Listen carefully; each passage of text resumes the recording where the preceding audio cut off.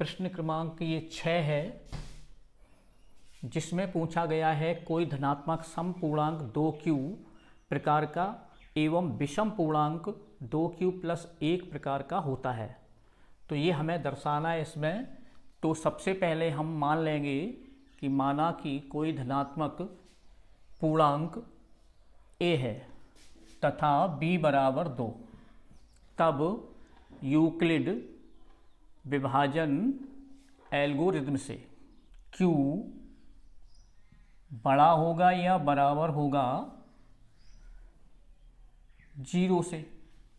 तो q बड़ा या बराबर 0 के लिए हम लिखेंगे कि a बराबर, ये सूत्र होता है BQ प्लस R,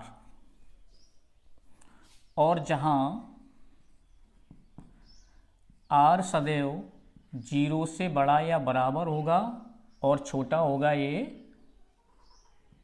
भाजक से यानी b से। तो जब b बराबर 2 है तब तो r कितना होगा, 0 से बड़ा बराबर होगा और r यहाँ छोटा होगा 2 से। या r बराबर 0 या 1 होगा। तो जब r बराबर हम 0 रखेंगे तो यहाँ a बराबर 2q प्लस 0 या 2q इतना होगा। और जब हम a बराबर 2q प्लस r में r बराबर 1 रखेंगे तो हमें ये प्राप्त होगा 2q प्लस 1। तो हमें एक तो a बराबर ये मिला और एक a बराबर हमें, या हम यहाँ लिख देंगे a बराबर 2q मिला। तो इसका मतलब है कि कोई भी धनात्मक पूर्णांक या तो हमें a बराबर 2q के रूप में मिलेगा या a बराबर 2q प्लस 1 के रूप में प्राप्त होगा। जब r छोटा हो या बराबर हो 0 से और छोटा हो 2 से, तब कोई भी धनात्मक समपूर्णांक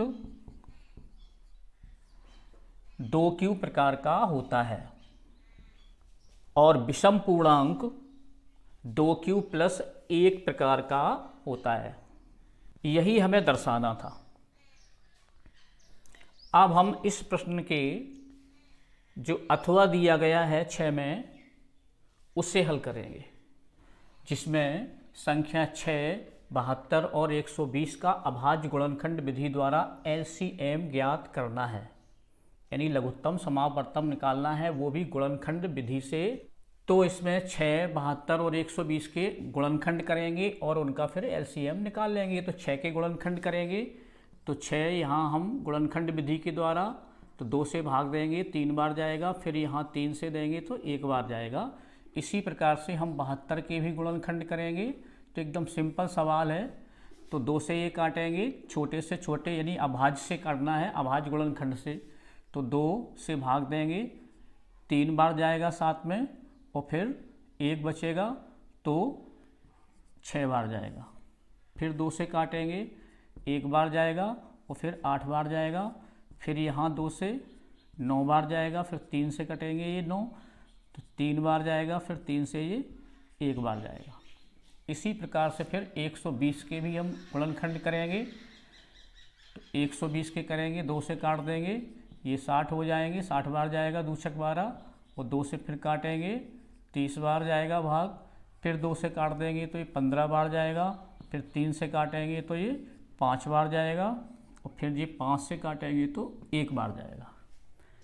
अब इन्हें हम व्यवस्थित तरीके से लिखेंगे कि 6 बराबर होंगे ये 2 × 3 और 72 के गुणनखंड होंगे यहाँ ये 2 3 बार हैं तो 2 × 2 × 2 और × 3 × 3 और 120 के गुणनखंड हैं 2, इसमें 3 बार, इसमें भी हैं 2 2 और फिर गुणा 3 और गुणा 5। अब इन्हें हम घातों के रूप में लिखेंगे कि महत्तम घातें कितनी होगी। तो LCM 6, 72, 120 का। तो LCM क्या होता है, जो भी अभाज्य गुणनखंड होते हैं उनकी जो सबसे बड़ी घात होती है, तीनों में मिले, तीनों से देखकर, 3 संख्या है तो तीनों से देखेंगे, 2 हैं तो 2 देखेंगे, 4 हैं तो 4 देखेंगे। तो इन तीनों में हम देखेंगे सबसे बड़ी घात वाली संख्याएं, उनको गुणा करेंगे, वही हमारा होगा LCM। तो यहाँ 2 है तो 2 में देखिए सबसे बड़ी घात वाली कितनी है, 2 घात 3, यानी 2 घात 3, 2 घात 1। एक छोटी है तो 3 3 जी समान है, समान में से हम 1 लेंगे, 3। इसी प्रकार से हम 3 में देखेंगे सबसे बड़ी घात वाली कौन सी है, 2, 3 घात 2। और फिर देखेंगे यहाँ 5 शेष बचा तो 5 की घात 1, यानी कि ये 5 की घात 1।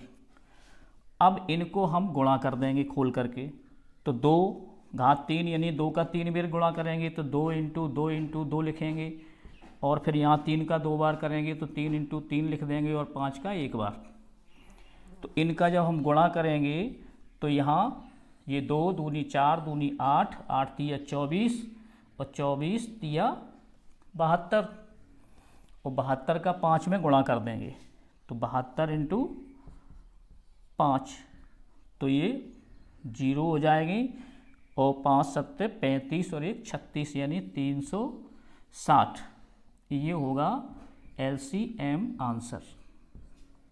प्रश्न 7 है, इसमें दिया है द्विघात बहुपद 6x² - 3 - 7x के शून्यक ज्ञात कीजिए।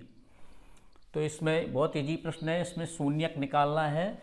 तो सबसे पहले यहाँ गौर करेंगे कि ये x² वाली संख्या ये है, और ये x वाले हैं, और ये हमारे अचर पद है। तो यहाँ देखेंगे इनको हम व्यवस्थित रूप से लिखेंगे, यानी कि मानक रूप में या घातों के क्रम से लिखने पर। अब यहाँ हम गुणनखंड विधि से इनके गुणनखंड करेंगे। तो यहाँ देखेंगे कि पहला पद और तीसरे पद का गुणा होगा कितना, 18, x² हो जाएंगे माइनस के, और हमें 18 के इस तरह से गुणनखंड करना है कि उनको प्लस या माइनस करने पे -7x प्राप्त हो। तो 18 के गुणनखंड हम लिखेंगे कितने होते हैं, 9 इंटू 2, 9 दूनी 18।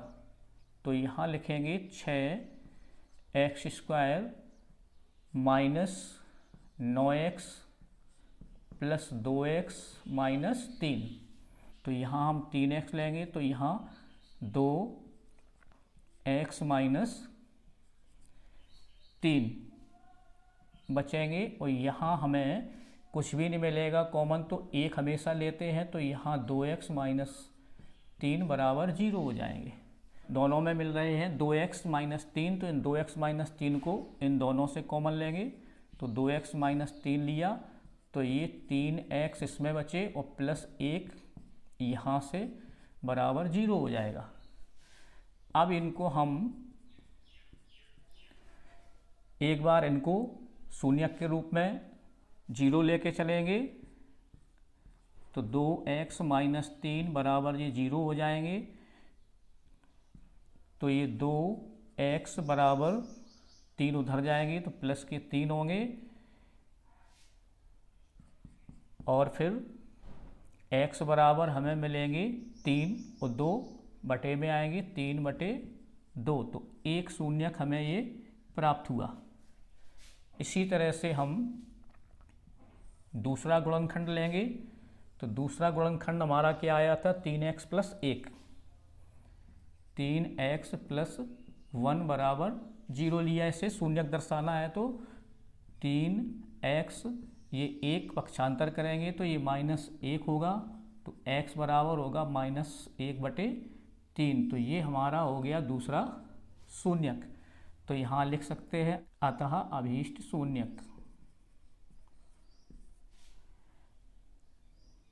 3/2, -1/3 है।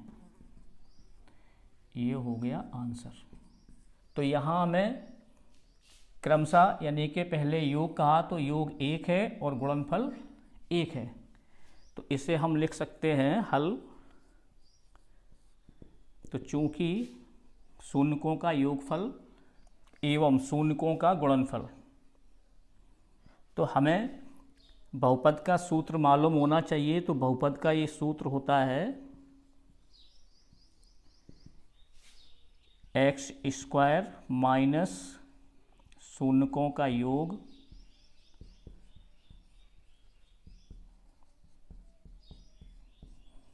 और प्लस शून्यकों का गुणनफल।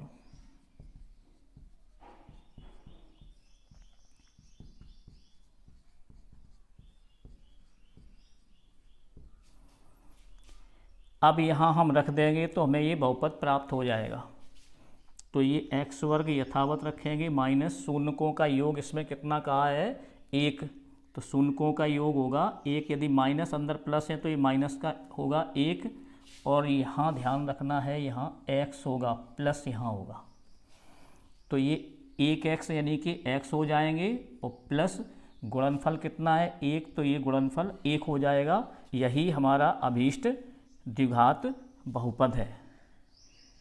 प्रश्न 8, इसमें भी हमें 2 प्रश्न दिए हैं, एक अथवा का दिया हुआ है और इसमें पहले में हमें पूछा है कि AP -5 -1 3, 7 के लिए प्रथम पद A और सार्वंतर D लिखिए।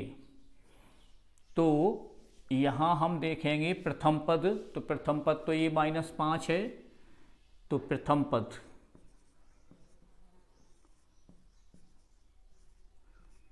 बराबर -5 होगा। और इसमें हमें सार्वंतर के लिए दूसरे पद की भी आवश्यकता पड़ेगी, तो हम दूसरा पद भी यहाँ लिख सकते हैं। दूसरा पद दिया हुआ -1, तो सार्वंतर बराबर होता है दूसरा पद माइनस पहला पद। तो यहाँ देखिए दूसरा पद -1 दिया हुआ है और माइनस ये सूत्र वाला और माइनस पहला पद, तो पहला माइनस के बाद में माइनस होगा तो हम इसे ब्रैकेट में लिखते हैं, तो -5। अब इनको सॉल्व करेंगे तो -1 माइनस का माइनस में अंदर मल्टीप्लाई करेंगे तो ये हो जाएंगे +5। अब प्लस और माइनस तो इनको सब्ट्रैक्ट करेंगे, तो 5 में से -1 को घटाएंगे तो यहाँ बचेंगे 4, तो ये सार्वंतर D हुआ, तो लिख देंगे यहाँ D, तो ये आंसर हो जाएगा।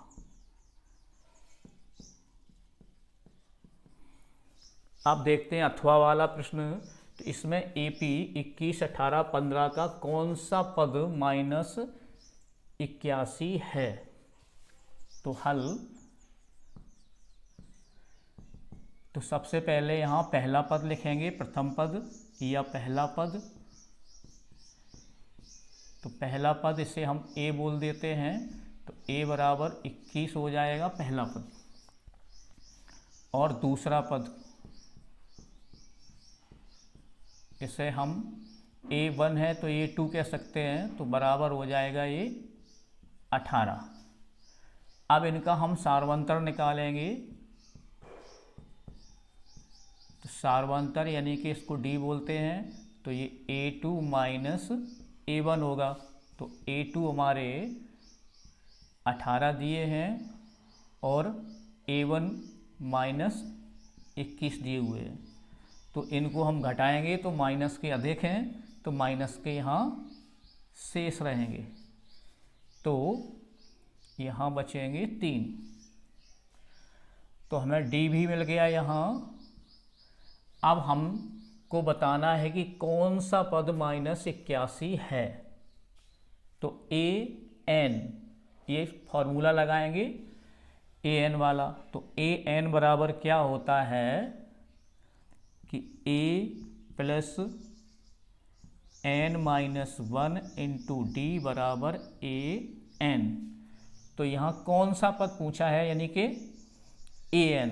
तो और कौन सा पद -81 है, तो -81 पद दिया है, कौन सा यानी कि संख्या यानी n हमें यहाँ ज्ञात करना है। तो a यानी पहला पद, तो पहला पद 21 है इसमें, तो 21 लिखेंगे यहाँ, और प्लस n हमें ज्ञात नहीं है, और d इसमें -3 है, और -81 यानी an जो भी nवां पद है वो कितना है, 81 है, -81। तो ये n -1 इंटू -3 बराबर -81, 21 उधर जाएंगे तो माइनस हो जाएंगे ये 21। अब इनको माइनस माइनस की जोड़ देंगे तो n -1 इंटू -3 बराबर, इनको जोड़ेंगे। अब यहाँ ये -3 है तो ये गुणा में है तो ये बटे में जाएंगे, तो n -1 बराबर -102 और बटे -3 हो जाएंगे। तो माइनस से माइनस कट जाएगा, 3 से ये कट जाएंगे, 3 त्रिको 9, 1 बचेगा, फिर 4 बार जाएंगे 12। तो यहाँ n -1 बराबर हो जाएंगे 34। तो n बराबर होंगे 34, 1 उधर जाएगा तो प्लस का हो जाएगा, यानी जी बराबर हो जाएंगे 35। ये हो जाएगा आंसर। इसी प्रकार से और भी वीडियो मिलते रहें तो इसके लिए चैनल को सब्सक्राइब करें, लाइक करें, शेयर करें। धन्यवाद। अब देखते हैं प्रश्न क्रमांक 9। ये बहुत इजी है। तो ये हमें ए और बी दो दिए हुए हैं, तो पहले हमें ए में बताना है कि दोनों आकृतियां समरूप हैं या नहीं, फिर हमें बी में बताना है दोनों समरूप हैं या नहीं। तो इसका हमें हल लिखना है फिर। तो यहाँ देखिए इसमें जो अथवा दिया है तो अथवा में ही इसका आंसर छिपा हुआ है। तो यहाँ भुजाओं की समान संख्या वाले दो बहुभुज समरूप होते हैं यदि पहला उनके संगत कोण हों तथा उनकी संगत भुजाएं हों। तो ये हमें खाली स्थान भरना है इसमें। तो जब उनके संगत कोण समान होते यानी बराबर होते तो इसमें हम लिखेंगे बराबर। तो ये आपका अथवा का हो जाएगा। और उनकी संगत भुजाएं समानुपाती होना चाहिए, तो इसमें लिखेंगे ये समानुपाती। ये कंडीशन होती है जब कोई भी बहुभुज समरूप होते हैं। तो हम पहले ए में देखेंगे। तो ए में देखिए कि इसमें जी भुजाएं तो समान अनुपाती, यानी कि भुजाएं लेंगे तो सभी भुजाएं समानुपाती हो जाएंगी कि ये अपॉन ये। इसी प्रकार से यदि इसको लेंगे तो 1.5 बटे ये आएगी तो 3 हो जाएगी। इसको भी लेंगे तो 1.5 बटे 3 हो जाएगी। इसको लेंगे तो 1.5 बटे 3 हो जाएगी। तो भुजाएं समानुपात हैं, किंतु इसमें कोण समान नहीं है। 90 अंश का कोण बन रहा है, यहाँ ये 90 अंश का कोण नहीं बनेगा। तो हम ए में लिखेंगे नहीं। हाँ या ना कहना है तो यहाँ नहीं कह देंगे, रीजन आपको समझा दिया है। अब बी करेंगे तो बी में देखेंगे तो ये यहाँ देखो ये आयत है, आयत का कोण भी 90 अंश का होता है और इसका कोण भी, वर्ग का कोण भी 90 अंश का होता है। तो ये आयत बना हुआ है और ये हमें वर्ग दिया गया है। अब इनकी भुजाओं को देखेंगे समानुपाती हैं या नहीं। तो यदि हम इस भुजा को लेंगे तो इसकी संगत भुजा ये होगी, तो 2/2 यानी 2/2 होगी। और फिर इसको लेंगे तो 3 और यहाँ क्या हो जाएगा 2। तो देखो भुजाएं यहाँ समान अनुपात में नहीं हैं। उसमें भुजाएं समानुपात थी तो कोण सामान्य थे, इसमें भुजाएं समानुपाती नहीं हैं बल्कि कोण इसके समान है। तो इसमें भी लिखेंगे समरूप नहीं। प्रश्न 6 से लेकर के 9 तक के मैं अथवा के प्रश्न इस वीडियो में हल कराए हैं। अगले वीडियो में आपको प्रश्न क्रमांक 10 के आगे के सवाल कराऊंगा। यदि आपको वीडियो अच्छी लगी हो तो चैनल को सब्सक्राइब और लाइक अवश्य करें। धन्यवाद।